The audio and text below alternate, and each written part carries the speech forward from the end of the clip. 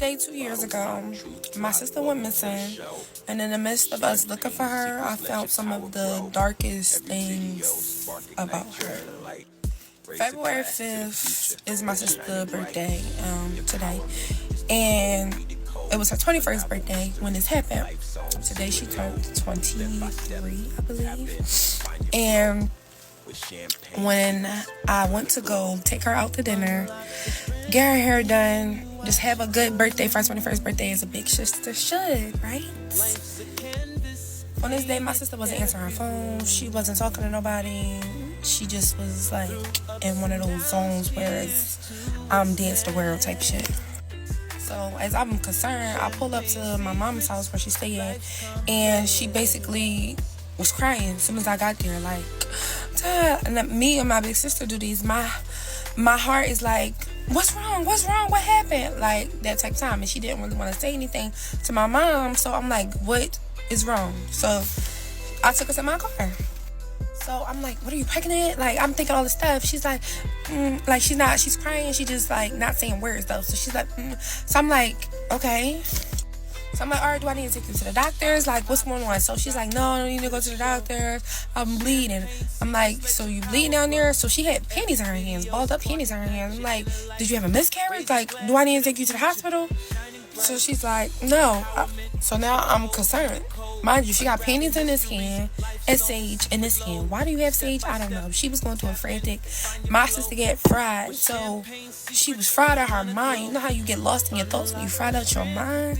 That was her that day. Like, she was going zooted. I'm going to insert a picture of how she looked in my back seat. So I gave my big sister speech, tell her everything gonna be cool, whatever you're going through, pray about it. That take time, because I'm a child of God, so I think God fixes all problems, and that's just what it is. So then she says she's not pregnant. So I'm like, so what? Why are you bleeding? I'm confused. Now, my sister is very secretive. Like, nobody knows anything about this girl. She lives her life in a secret, okay? And it's a reason why.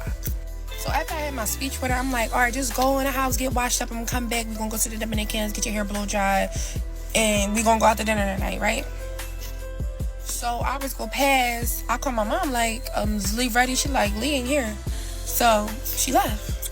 So that night, she left her phone. She went missing. Nobody knew where she went, right? You know, everybody know my sister has mental ill problems. Like, she needs to get 302. She needs her medication. Shit like that. But nobody in the family really take it serious. How they should. So I'm like, well, she said she was bleeding, so let's check the hospital. So I'm calling the hospitals. They don't give you no information about nobody. So that was pointless. So I go to the hospital, see if I see her in like a waiting room, because in Philadelphia hospital, you're not getting seen right away. So you might be in somebody's waiting area. She wasn't in the hospital. So we riding around looking all over for her. Don't nobody know where she at. So that proceeds me to go through her phone.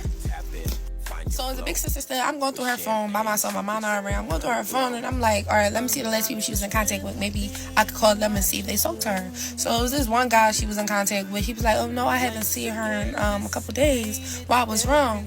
Mind you, my sister's 21 at this time. This man is like 30-something. So I'm thinking, like, maybe he got her, he kidnapped her or something. Like, all this bad shit is going through my head, right? Alright, it's getting late now, so nobody heard from her or whatever. We waited around, rode around, looked for nothing. We went to, like, her closest friends. She really don't even have any, so it was nowhere to look, to be honest. So the next day rolled by. I'm like, Mom, did Lee ever come home? No, she never came home. So now we putting out a police missing person report, right? We did that, but because it wasn't 24 hours, really, it's like, all right, we gotta wait a couple more hours, and then the police will go out and look for her, whatever the case may be. Cool. So then I'm on my detective type shit. I'm all looking at her room, looking for clues, looking all over the room, right? Her room smells like fucking piss. Like, she been depressed in her room, pissing in the fucking cup. Like, her clothes is packed up like she finna run away. She got all her notebooks laid out on the bed. Her notebooks had secrets in there. It had all her passwords in there. So I'm like, yo, maybe she really went missing. So, like, we really scared at this point, right? So remember I told y'all she got mental issues. So we start calling like the mental hospitals to see like if she checked herself in or whatever like that. So she didn't check herself inside the mental hospitals, but then my mom found out that she was at Einstein Hospital. So what I do as a big sister, I go to Einstein Hospital. So they couldn't really give me no information, and I didn't see her in the waiting room. So I'm like, maybe she admitted. So I just waited a couple hours to see, like, maybe she get discharged, maybe she'll like come around. No. So someone told me just like start going through her phone. Like, parents, check your kids' phones, and I mean that. So because the hospital ain't give me no information, I'm just going through her phone trying to like get clues where she could fucking possibly be or whatever, right? So I went down a rabbit hole I should have never went down, but God was revealing it to me. Everybody familiar with Telegram chats? Yeah, she was one of them. But it ain't no scam, and it ain't no tricks or no fucking pics or no none of that in that bitch. What the fuck was in there, you'll never, ever want to see. Okay, this is part 2 of how my sister went missing and ended up doing 40 years. Okay, so let's rewind. So I'm going through her phone. I'm in a Telegram chat, and it's some deep, dark shit in that bitch. Okay? Now let's go back. Before I even get into it, let's go back. January 26th is my man's birthday. Remember, this was all on this day 2 years.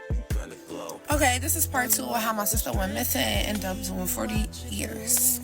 Okay, so let's rewind. So I'm going through her phone. I'm in a Telegram chat, and it's some deep, dark shit in that bitch. Okay? Now let's go back. Before I even get into it, let's go back. January 26th is my man's birthday. Remember, this was all happening February 6th. So January 26th is my man's birthday. I asked her to babysit my daughter. Now, this is a fresh year. We don't really get out. I try to do something nice for my man. We don't really get no babysitters, because the village ain't villaging over here, okay? But who was willing to watch my baby? My sister, who I loved and trust with all my heart, right? Who I never would think would do some crazy shit. Not to me, right? Now let's go back to what's in the messages. I told y'all she babysitted my kid, right? So I'm scrolling at her messages. I'm looking like, what the fuck am I watching? Child P? Oh, hell no. But my curiosity got the best of me, and I'm just scrolling and scrolling and scrolling. I should have stopped. But something just like, she's replying. Keep scrolling to see what this bitch is talking about. Y'all, she's saying some foul ass shit in the messages. Now, I'm going to put the full story time on YouTube, and it's going to have everything on that bitch. So make sure y'all subscribe to my YouTube channel. So I read a message that say, she got cameras, so I'm gonna have to take her upstairs. Take who upstairs? So that just makes me go look. Oh, bitch, what the fuck is you talking about? So I go back to the day, January 26th, where she watched my motherfucking child. She's like, yeah, I'm gonna take her upstairs or in the bathroom. I'm gonna do her dirty. I'm gonna send her to you. I got a niece and a nephew. We gonna make them do it while we do it with each other, and then we gonna switch them all and all this stuff. Man, all I could do was drop to my knees and scream. So I'm just telling me keep scrolling up though. Like the guy was like, you gotta keep going, girl. You gotta keep going. And I kept going until there was videos that was unsent. Like she sent videos and he's like, oh my God, do something. Like it's some, I don't even remember everything he said, but it just got me down on my knees crying. Like I literally was crying. Like I was stuck. All I could do was just scream, literally. First thing I do, my man is concerned. What's going on? What's going on? I tell him what's up. He called 911 immediately. That's the right thing to do. Call 911. If you don't understand what I'm saying, call 911. I don't care who it is. Now, I live in Philadelphia, so 911 ain't coming right away. We waited hours and hours. I called my mom. Your daughter's a fucking pedophile! You know, me and my mom, we ain't on the best of terms. I ain't talked to my mom in years. I don't speak to her, none of that. But my mama came to my house in less than 5 minutes. By the time I got there, I just handed her the phone. I didn't have no words. Like, I was like zoned out. Like, I was so stuck. They're like, Todd. I could just, all I did was just like sit there like this.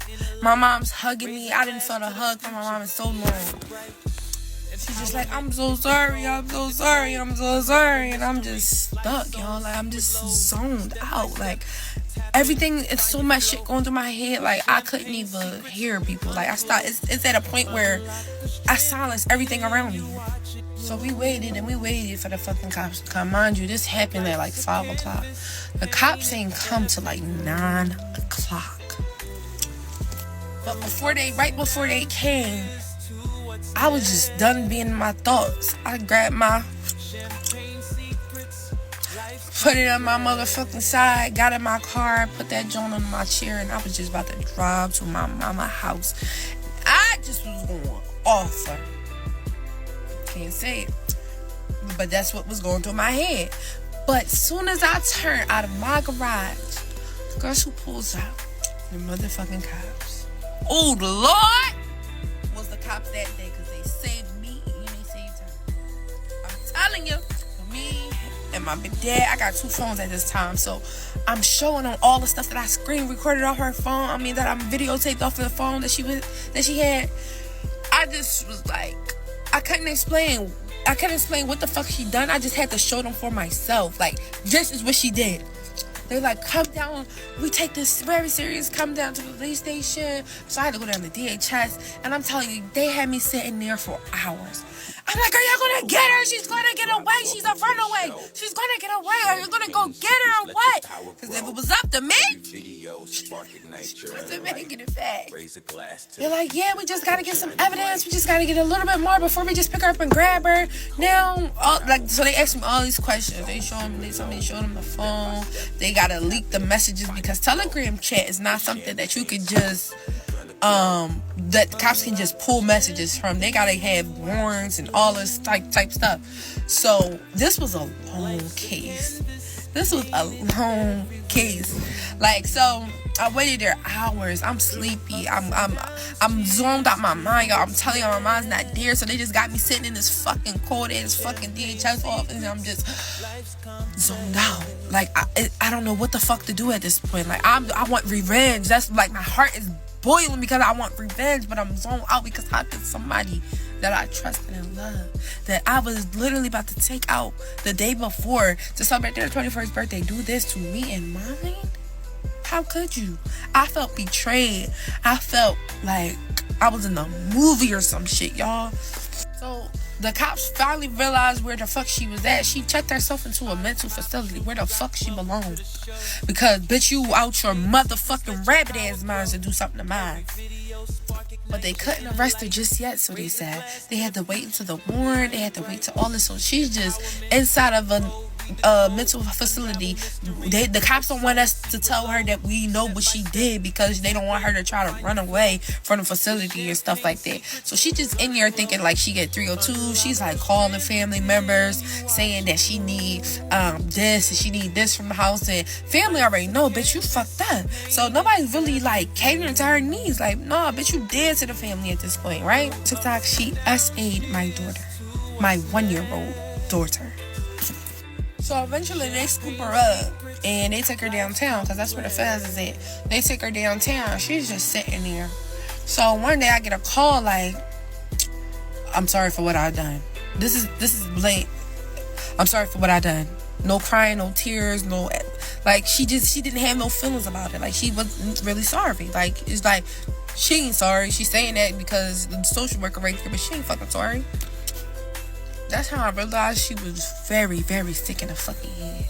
Because how could you do such thing and then have the fucking ability to call my phone just to say your blank ass, I'm sorry? What the fuck I'm gonna do with I'm sorry? What's done is done. How are you sexually attracted to a 1-year-old? I don't understand. She was 20 years old at the time, literally. So she sat for 2 years, and finally, the day I was coming back from my vacation, FBI texted me, yeah, your sister was sentenced for 40 years in prison. And when she's going to get out when she's 60-something years old. And although I feel guilty because it's like, damn, I really the one who got you 40 years, but you really got yourself 40 years. So I don't feel that bad about it because you're a sick individual and you're right where the fuck you belong. Because some people and their families, they let this go on for decades and decades. But some told me at the start of my chest, I'm the chosen one. And I'm breaking generational curses within the family. And that's one, period. Through ups and downs, cheers to what's next. Champagne secrets, life's complex.